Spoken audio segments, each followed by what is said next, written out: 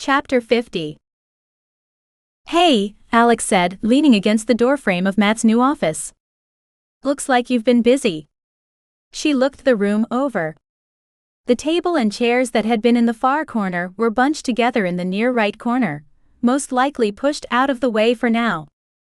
The large desk from his place in Denver took up most of the far wall. He'd filled in most of the gaps in the shelves and set up his computer on the desk.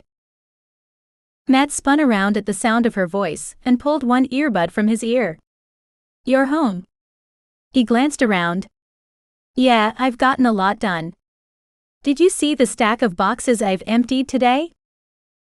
Yeah. She'd noticed the stack of collapsed boxes on top of the table on the front porch where they'd put it when they'd taken out of the kitchen the day before. What do you want to do tonight? She continued to lean against the doorway. He came around the desk and moved toward her. I thought we might go over and see Rebecca, see how she's doing. Alex hesitated. I'm not sure she's gonna want visitors just yet. Matt grinned. They're not seeing most of the clan yet, but Steve said she'd be thrilled to see you and she'd put up with me, as long as I brought you along. He put his hands on her hips and tugged her against him, before bending down and kissing her. When he pulled away, she smiled. You've worked up a sweat today, and I'm sure I smell like horse. We should both probably shower and change before going over, so I can snuggle that new baby. We should. A sexy half-smile curved his lips, and Alex knew he was thinking about the shower. Come on. She tugged on his hand as she turned and headed upstairs. Alex sat in the passenger seat of Matt's truck as he drove. They were headed to see Rebecca and the baby, and she was so excited she was having a hard time sitting still. He kept glancing at her, the grin on his face growing with every look. What? She asked when she couldn't contain her curiosity any longer. I think it's sweet. What? How eager you are to see and hold the baby. Makes me think you might be thrilled to have one of your own. I told you I'm ready for a baby. She turned and looked out the window so she didn't have to see him watching her. She knew he was still watching, but it didn't bother her as much if she couldn't see it.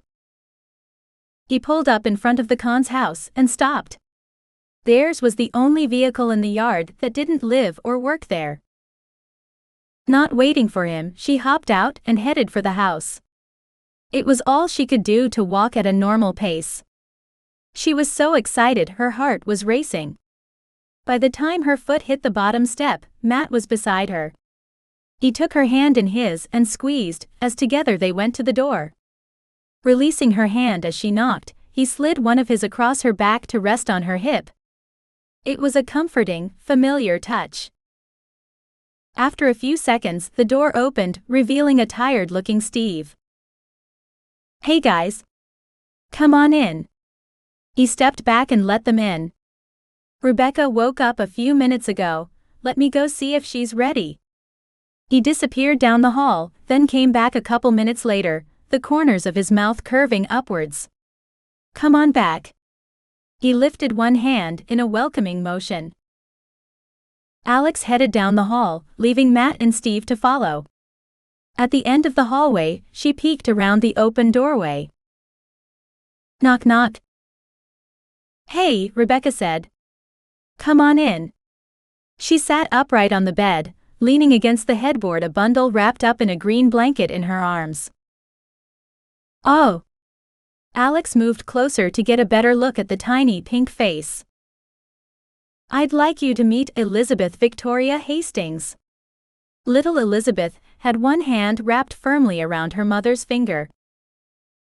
She's precious. Alex watched her friend, her chest aching with happiness. And this, Nick's voice drew her attention across the room. He sat in the rocking chair, another tiny bundle in his arms, this one yellow. Is Samuel Nicholas Hastings. He looked up from the baby with a smile. Alex felt her eyes widen, and she looked from one to the other, then back again. Twins? Twins, Rebecca said with a smile. Did you know?